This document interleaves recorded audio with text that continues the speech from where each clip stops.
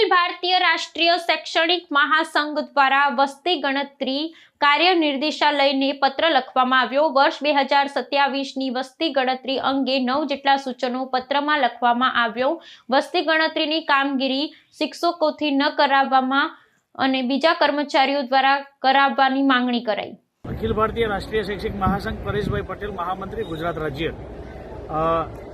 ગત જે પ્રમાણે એસઆરઆઈની જે કામગીરી કરી છે એ જ પ્રમાણે હવે વસ્તી ગણતરીની કામગીરી ટૂંક સમયની અંદર 2026ની એપ્રિલથી શરૂ થવા જઈ રહી છે। ત્યારે પ્રાંત કક્ષાએથી સરકાર સાથે અને વિભાગની ટીમ એટલે કે વસ્તી ગણતરી ટીમ નિયામક સાહેબશ્રી સાથે ચર્ચા કરતા આગામી સમયની અંદર જે પ્રમાણે શિક્ષકો અત્યારે અખિલ ભારતીય શૈક્ષિક મહાસંઘ સાથે 1,20,000 શિક્ષકો જોડાયા હોય ત્યારે શિક્ષકોની ચિંતા કરતું સંગઠન, બાળકની ચિંતા કરતું સંગઠન અને રાષ્ટ્રના હિત માટે ચિંતા કરતું સંગઠન એટલે આ પ્રશ્નને લઈને જ્યારે ઉજાગર કરવા માટે જઈ રહ્યો ત્યારે વસ્તી ગણતરી એ રાષ્ટ્રની કામગીરી છે, પરંતુ આવતા સમયની અંદર ક્યાંક શિક્ષકોને આ બાબતે તકલીફ ન પડે એ માટે બેઠકનું આયોજન થયેલું હતું। એ બેઠકની અંદર 8 મુદ્દાઓ લીધેલા છે, તેમાં 26 પ્રકારની કેડરને પણ આની અંદર સમાવેશ કરવો, સાથે મહિલા હોય, બીમાર હોય, અપંગ કોઈ શિક્ષક હોય તેની વાતને ધ્યાનમાં લેવી।